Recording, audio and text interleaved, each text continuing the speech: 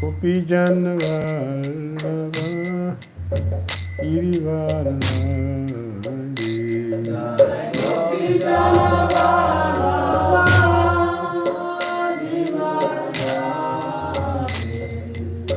Gopi Jana Vallabha Girivaranandi Gopi Jana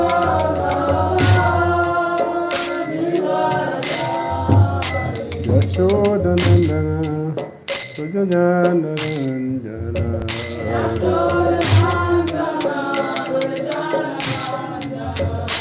Yashodanandana Brajajana Ranjana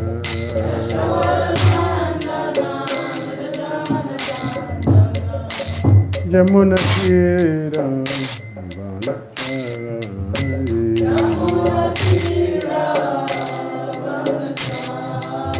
Jamuna Tira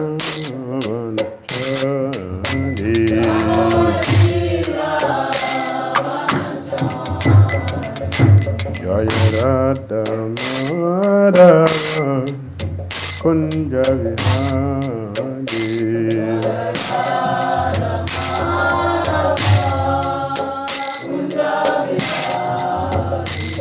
Jaya Radha Madhava Kunja Vihari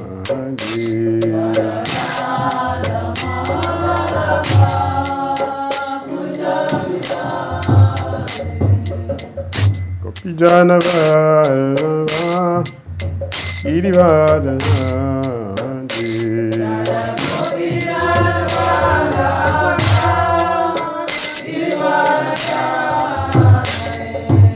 Gopi Jana Vallabha Girivaranandi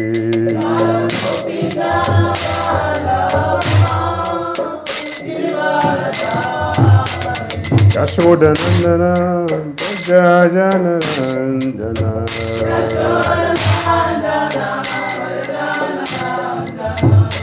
Yashodanandana Brajajana Ranjana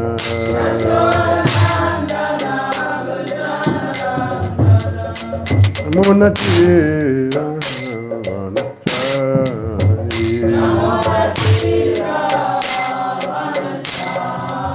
Jamuna Tira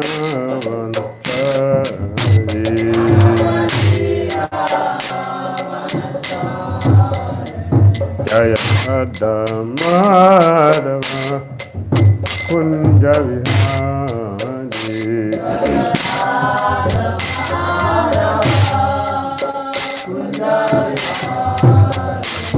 Jaya Radha Madhava Kunja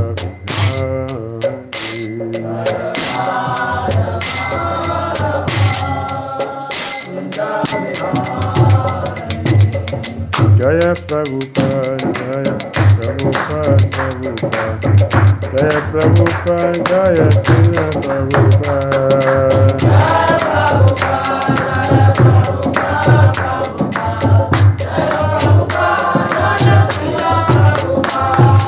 Jaya Prabhupada, Jaya Prabhupada, Jaya Prabhupada, Jaya Prabhupada.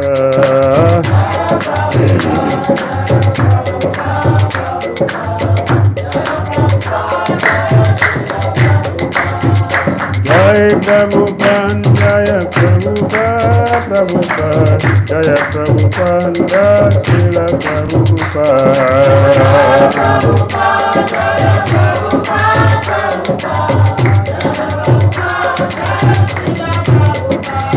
Jaya Prabhupada, Prabhupada, Prabhupada, Jaya Prabhupada, Srila Prabhupada.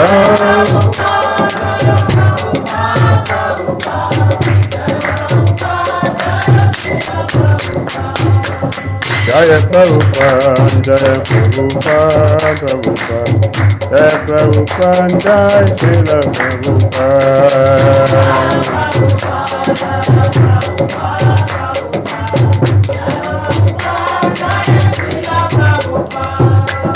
Jai Prabhupada, Jai Prabhupada, Prabhupada, Jai Prabhupada, Jai Srila Prabhupada.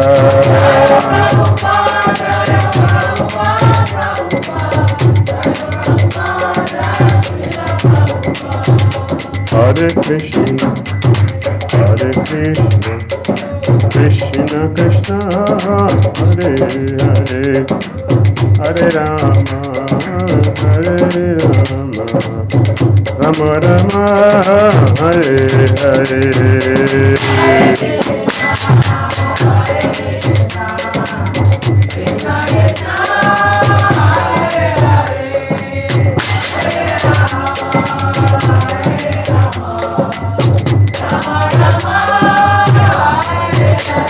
Hare Krishna, Hare Krishna, Krishna Krishna, Hare Hare, Hare Rama, Hare Rama, Rama Rama, Hare Hare.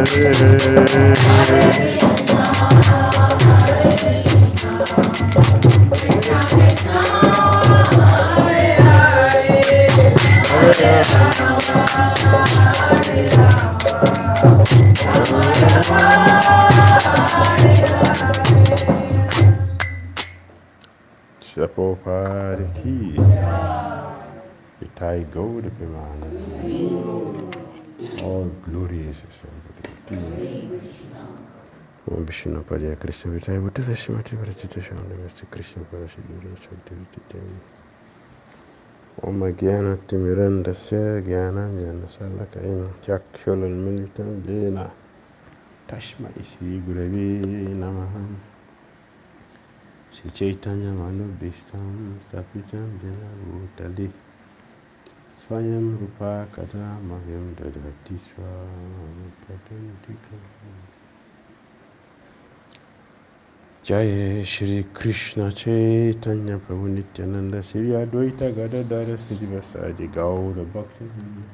Hare Krishna, Hare Krishna, Krishna Krishna, Hare Hare, Hare Rama, Hare Rama, Rama Rama, Hare Hare. Srila Prabhupada ki. Reading from Srila Prabhupada Lilamrit.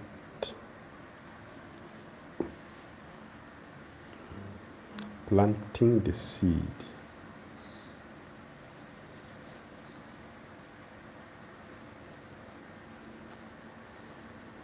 Brahmananda. But we are shocked that he was going to leave. I never thought that Krishna consciousness would go beyond the Lower East Side, what to speak of New York City. I thought that this was it, and it will stay here eternally.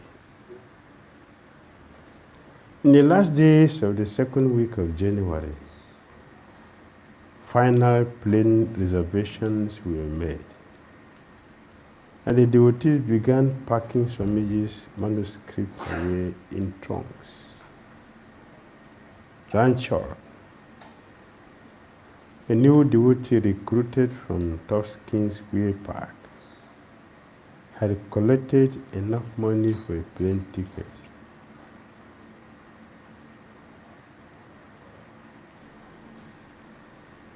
And the devotee decided that he should accompany Swamiji as his personal assistant. Swamiji explained that he will only be gone a few weeks, that he wanted all the programs to go on in his absence. He waited in his room while the boys arranged for a car to take him to the airport. The day was gray and cold, and steam hissed in the radiator. He would take only a suitcase, mostly clothes and some books.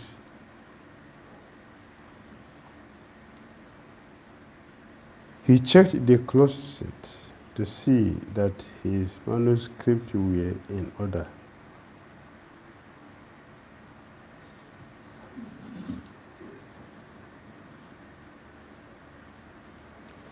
Kirtanananda would take care of the things in his apartment.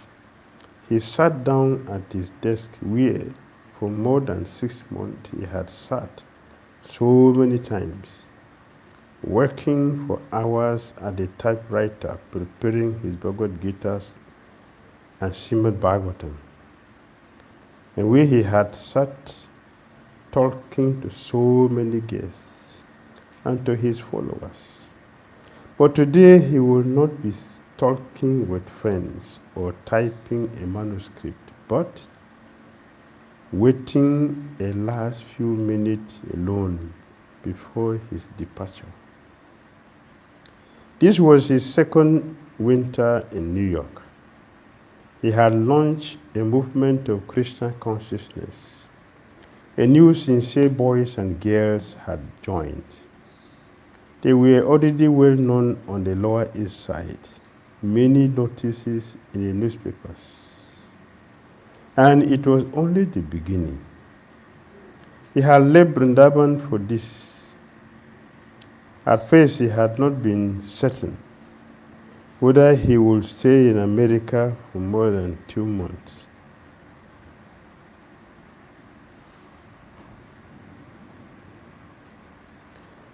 In Butler, he had presented his books, but then in New York, he had seen how Dr. Mishra had developed things, and the Mayavadis had a big building. They were taking money and not even delivering the real message of the Gita, but the American people were looking.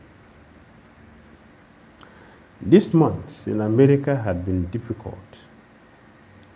His godbrothers hadn't been interested in helping, although this was what their Guru Maharaj, Srila Bhakti Siddhanta Saraswati Thakura wanted, and what Lord Chaitanya wanted.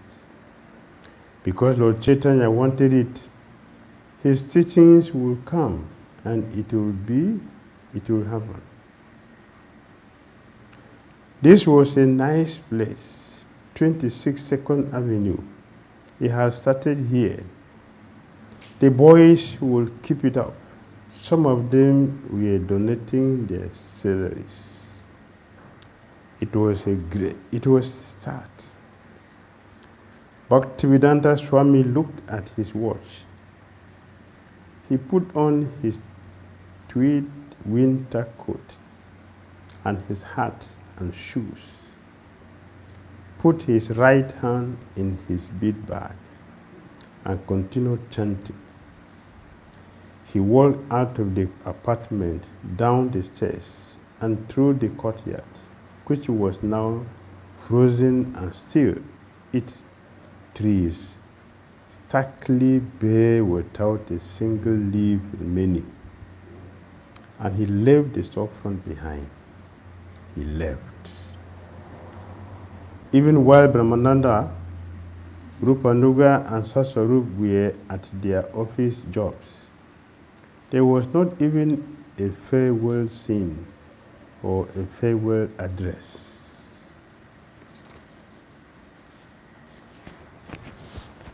Only he could lead them. San Francisco, January 16, 1967.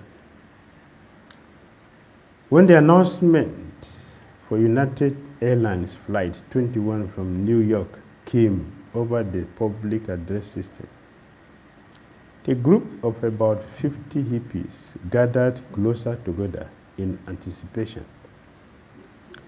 For a moment, they appeared almost apprehensive, unsure of what to expect or what the Swami would be like. Roger Seager. We were quite an assorted lot, even for the San Francisco airport. Mukunda was wearing a melon, the magician robe with paisley squares all around. Sam was wearing a Moroccan sheep robe with a hood. He even smelled like a sheep. And I was wearing a sort of blue homemade Japanese samurai robe with a small white dot, long strings of beads were everywhere. Buskins, boots, army fatigues, people wearing small, round sunglasses. The whole phantasmagoria of San Francisco at its height. Only a few people in the crowd knew Swamiji. Mukunda and his wife, Janaki, Ravindra Swarup, Raya Rama, all from New York. And Allen Ginsberg was there. A few days before, Allen had been one of the leaders of the human bee in Golden Gate Park, where over 200,000 had gathered together. A gathering of the tribes for a joyful pop war and peace dance. Swamiji will be pleased, Mukunda reminded everyone. If they were all chanting Hare Krishna when he came through the gate, they were already familiar with the Hare Krishna mantra. They had heard about the Swamis chanting in the park in New York, or they had seen the article about Swamiji and the chanting in the local underground paper, the Oracle. Earlier today, they had gathered in Golden Gate Park, most of them responding to a flyer Mukunda had distributed.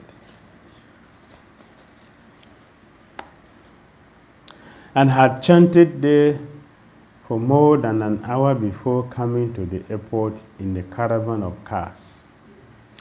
Now, many of them also, in response to Mukunda's flyer, stood with incense and flowers in their hands. As the disembarking passengers entered the terminal gate and walked up the ramp, they looked in amazement at the reception party of flower-bearing chanters. The chanters, however, gazed past these ordinary, tired-looking travelers, searching for that special person who was supposed to be on the plane. Suddenly, walking towards them was Swamiji, golden complexioned, dressed in bright saffron robes, not tired like others. Bright, golden, shining, and sweet smiling.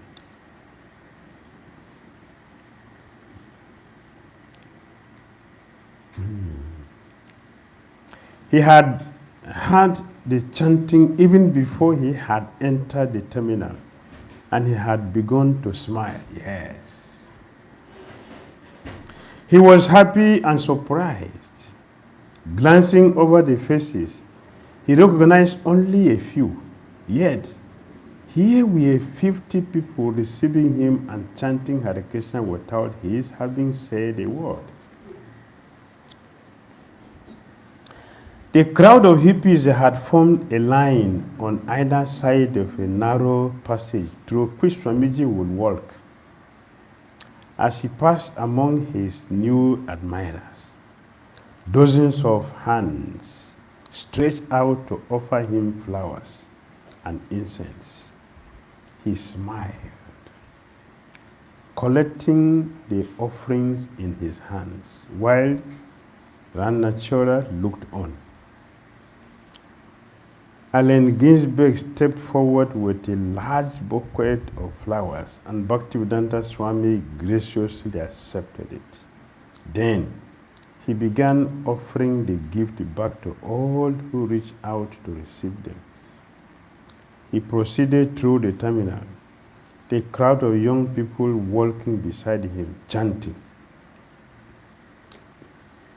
At the baggage claim, he waited for a moment, his eyes taking in everyone around him. Lifting his own arms, he beckoned everyone to chant louder, and the group burst into renewed chanting, with the Swami standing in their midst, softly clapping his hands and singing Hare Krishna. Gracefully, he then raised his arms above his head and began to dance, stepping and swaying from side to side. To the mixed chagrin, amusement, and irresistible joy of the airport workers and passengers, the reception party stayed with the Swami until he got his luggage. Then they escorted him outside into the sunlight and into a waiting car, a black 1949 Cadillac Fleetwood. Swamiji got into the back seat with Mukunda and Allen Ginsberg until the moment the car pulled away from the curb. Swamiji, still smiling, continued handing flowers to all those who had come to welcome him as he brought Krishna consciousness to West. The Cadillac belonged to Harvey Cohen, who almost a year before had allowed the Swami to stay in his Bowery lot. Harvey was driving, but because of his Churchill's hat picked up at a Salvation Army store and his black suit and his beard, Swamiji didn't recognize him. "Where is Harvey?" he asked. "He's driving," Mukunda said. "Oh, is that you? I didn't recognize you." You see, we are different hats. Harvey smiled. "Welcome to San Francisco, Swamiji." Bhaktivedanta Swami was happy to be in another big western city on behalf of his spiritual master, Bhaktisiddhanta Saraswati and Lord Chaitanya. The further west one goes, Lord Chaitanya had said, the more materialistic the people. Yet, Lord Chaitanya had also said that Krishna consciousness should spread all over the world. Swamiji's godbrothers had often wondered about Lord Chaitanya's statement that one day the name of Krishna will be sung in every town and village. Who is going to do it? And what does it mean? How is it possible? In India, it's a law for a Swami to wear shoe and to cross ocean. That is considered abomination. It's abomination. What are you going to do there? Lectures, you contaminate yourself. So don't contaminate yourself. Stay in holy place and take chapati. Rice and dal.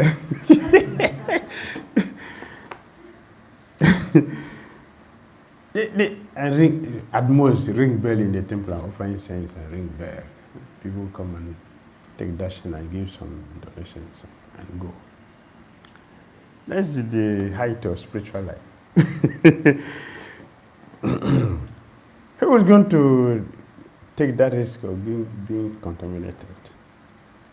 So these are the things inside the book. It's not something that is physically done. It's in the book. But you know something in the book. Chaitanya Mahaprabhu wanted the holy name in every town, every village. So the Prabhupada has extended it more than that. not just towns and villages, islands and jungles, oceans, everywhere, the whole universe.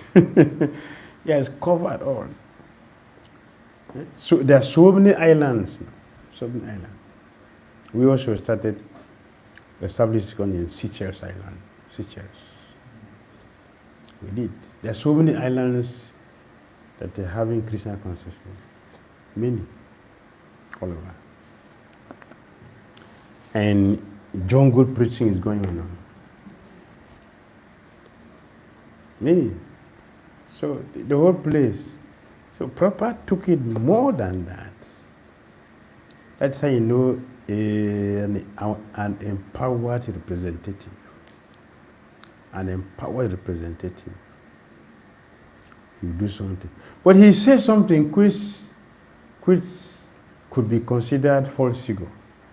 When his governor were wondering about this, he told them, it will happen, but not from fools like you. How will you feel? How you feel? So he tell you like that. And he's a God brother, not a senior person. Yeah, God brother. You are junior. Prabhupada is junior to them. When Prabhupada came to Siddha Bhattista, he had sannyasis who were already disciples who were sitting there. But he didn't give them the instruction he gave to Prabhupada. So how will you feel? A junior God brother is talking like that, insulting you in that way. Not from fools like you, but to be done. So normally you think that, see, he thinks you want to do it, you see? Can you see? He thinks he's going to do it. But everybody saw that he was different. He was different. If you're intelligent, if you are sincere and honest, a new person walked to the temple. You have been disciple for a year, what your guru there. In the presence of all of you, a guru is telling a new person who just came, not a disciple. You. I give you an assignment, go Abuja and preach. If you are sincere, how will you think? How will you think if you are a sincere person? He might be a special person. Because Gurudev just gave him the order. He didn't give to all of us sitting here with him for years. We have been trained. He didn't give us the order. It's a new person, he's giving the order. They may know themselves.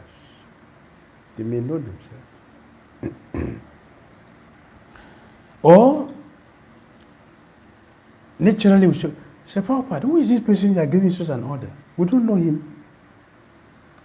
Without training, how is he going to represent you?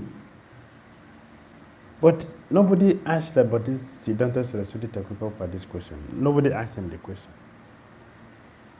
They all kept quiet. Second, when they were harassing him, come to the mat. The Prabhupada was not accepting to come to the mat. Bhakti Dhira Saraswati told them, don't ask him to come here. He will do it when it is time. How will you feel if someone, your guru, talk like this about this? In the presence of all, don't ask him to come here. He will do it at the right time. An intelligent person should know this is a special person. But envy will not allow us to see it. Yeah, that is a disease. Envy will not allow us to see it. He didn't do it? He did it. Not in the temple, from outside. From outside. He started ISKCON from which temple was he staying? Start from.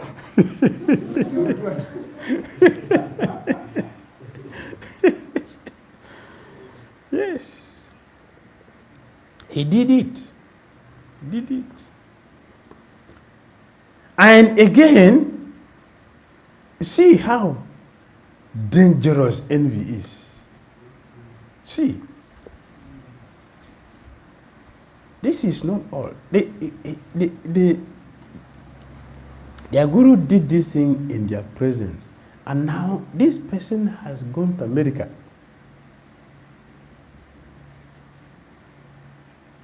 In his presence, he told, you should go and preach in the Western country. And now he has succeeded as a householder. Joe took that. When he was today, we are going to go to the temple. Those of you in the parikama, today we are going to the temple where he proposed to sannyas. They were playing him when he wanted to take sannyas. They were playing him also. Then finally he went and the different god brother, Keshavar Maharaj. So he took sannyas from there. And now, to their surprise, he's in America. Yet, it is enough for us. Oh, Guru said he should go to. Now he's there. That means an empowered representative. Still, nobody recognizes it. When Prabhupada said, now I am in America following the order of our Guru. He didn't say my Guru.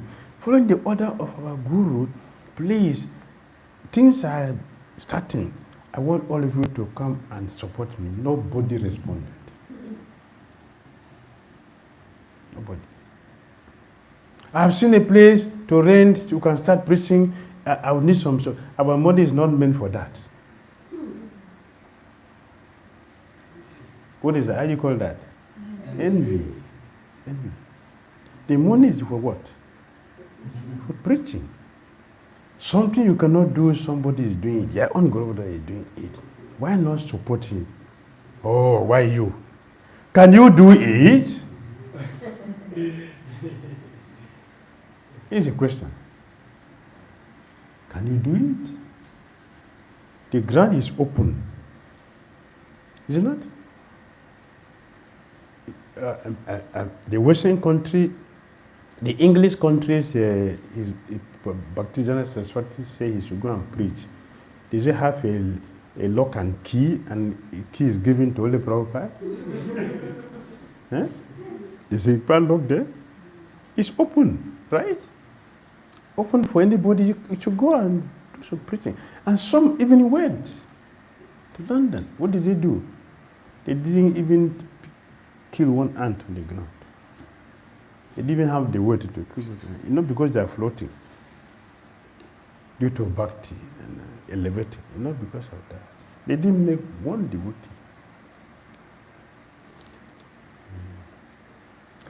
The same place where sannyasis failed, Prabhupada sent his householder disciples there. They succeeded.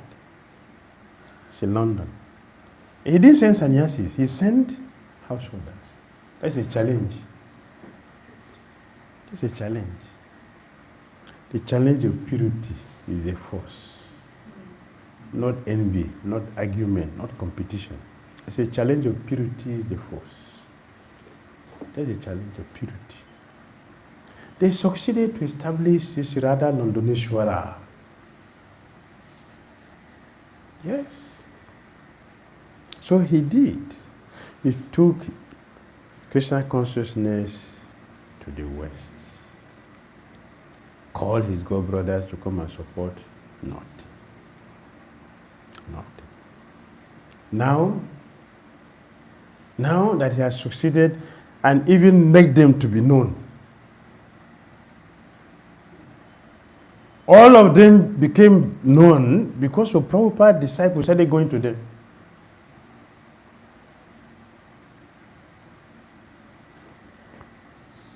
That's why they got known. If Prabhupada did not go, who would have known them?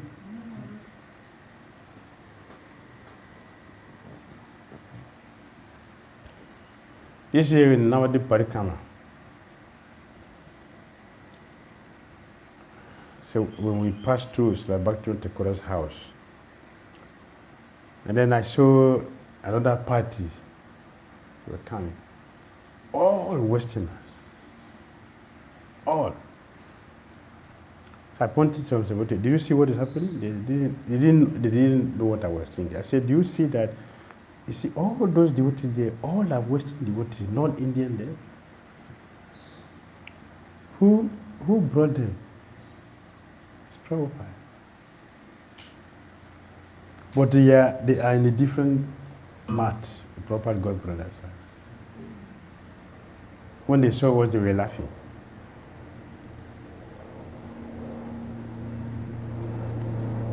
When they saw us, they were laughing. See, he's gone.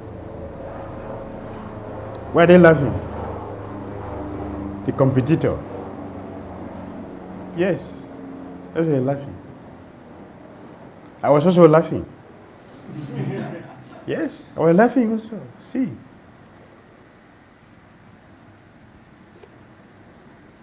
That's Prabhupada. Directly demonstrated purity is the force.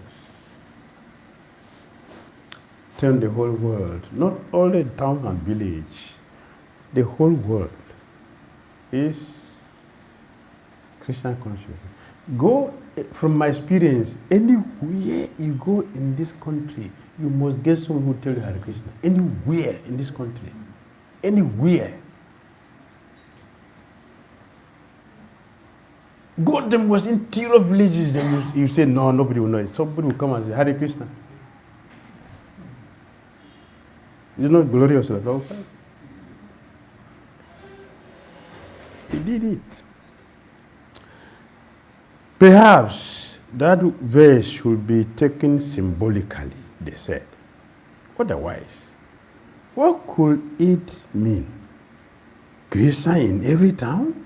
How? But Bhakti Dhira Swami had deep faith in that statement by Lord Chaitanya and in the instruction of his spiritual master. That is his weapon.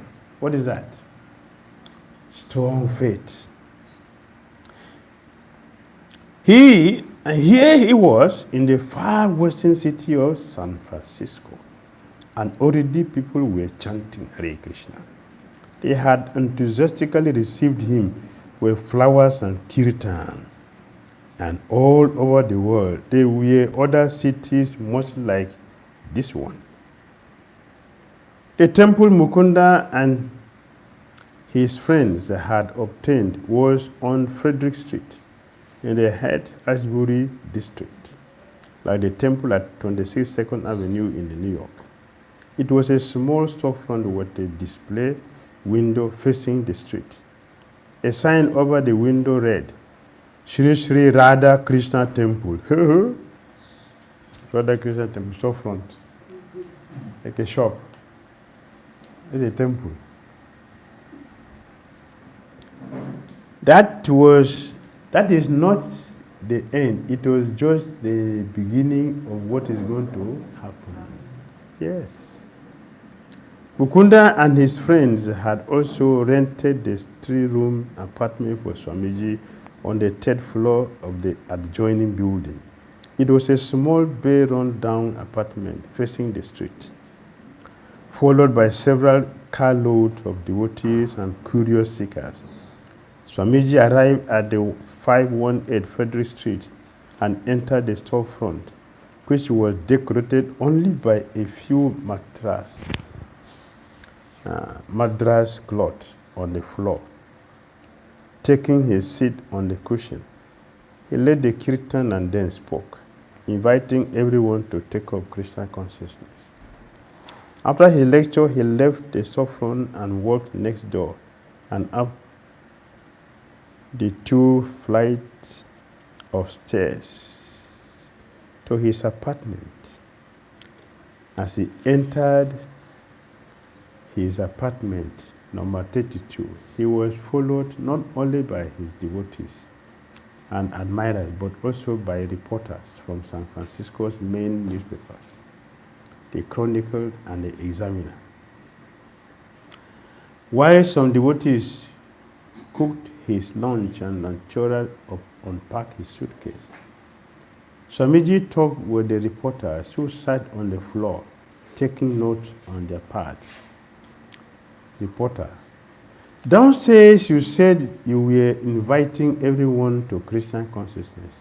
Does that include the head Asbury, Bohemians, and the beatniks? Swamiji. Yes, everyone, including you or anybody else, be he or she, what's called an acid head or a hippie or anything else. But once he is accepted for training, he becomes something else from what he had been before.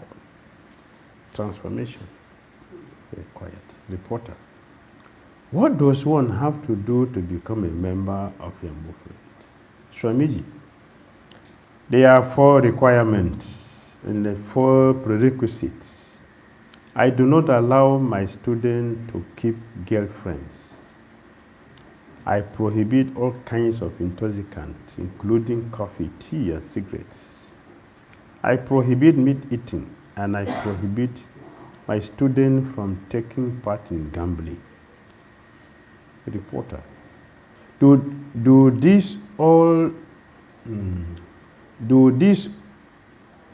shall not commandment extend to the use of LSD, marijuana, and other narcotics? Swamiji, I consider LSD to be an intoxicant. I do not allow any one of my students to use that or any intoxicant.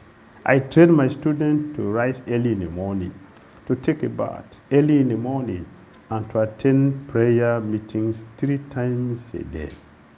Our sect is one of austerity. Very well? Our sect is that of austerity. Austerity. It is the science of God.